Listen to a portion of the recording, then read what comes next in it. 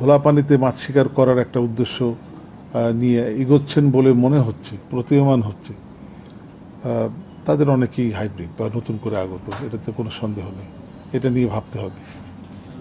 আমি জানতে পেরেছি বা আমি ভিডিও ফুটেজও পেয়েছি যে বাঘার যে বাবুল, বাঘা উপজেলা আওয়ামী লীগের সাধারণ সম্পাদক, যে ছেলেটি চিকিৎসাধীন ছিল, সে আজকে গতকালকে হাসপাতালে ইন্তেকাল করে। ইন্না লিল্লাহি ওয়া ইন্না ইলাইহি রাজিউন।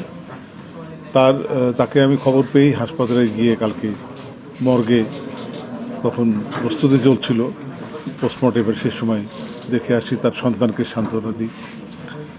এবং বাবুল আমার অত্যন্ত অনেক আগের পরিচিত, প্রায় 35 বছর আগের পরিচিত, এবং সেও আমি যখন রাজনীতি শুরু করি আমার সঙ্গেই তাদের রাজনৈতিক পথ চলা, এবং ব্যক্তিগত জীবনে আমি তাকে খুবই একটা নির্ঝঞ্ঝাট ভালো ছেলে হিসেবেই জানতাম। এখন তার নামাজে জানাজা আজকে বাঘায় বেলা 11টায় অনুষ্ঠিত হয়েছে। সেখানে জানাজায় আমি যেতে পারিনি এই কারণে যে আমার পূর্ব নির্ধারিত দুটো জরুরি সভা জুন মাসের 30 তারিখ সামনে, সেই উপলক্ষে দুটো জরুরি সভা হচ্ছিল, একটা অর্থ সংস্থাপন স্থায়ী কমিটি আর একটি বিশেষ সাধারণ সভা।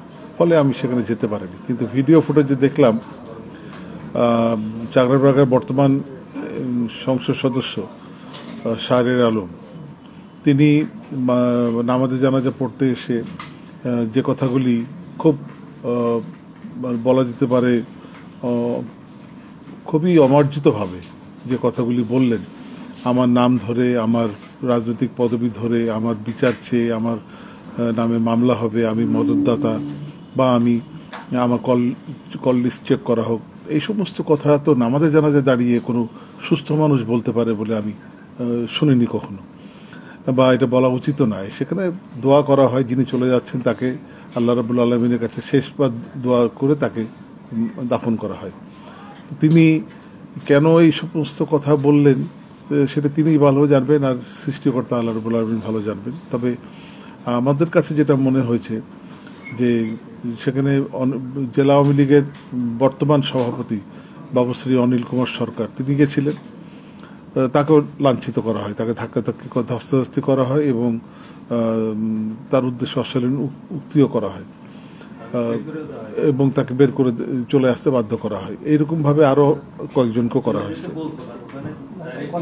তো এইরকম ঘটনা যেখানে ঘটে সেখানে এটুকু তো ভাবার একটা সঙ্গত কারণ আছে বা যুক্তি আছে যে তাহলে কি বাবুলের মৃতদেহ বা লাশটা কারো খুবই দরকার হয়ে পড়েছিল, যে উদরপিণ্ডি বুদর ঘাড়ে চাপিয়ে নিজের রাজনৈতিক ফায়দা হাসিল করা, অথবা অন্য কোনো ফায়দা হাসিল করার জন্যই এইটি করা হলো, প্রশ্নটা আসতেই পারে।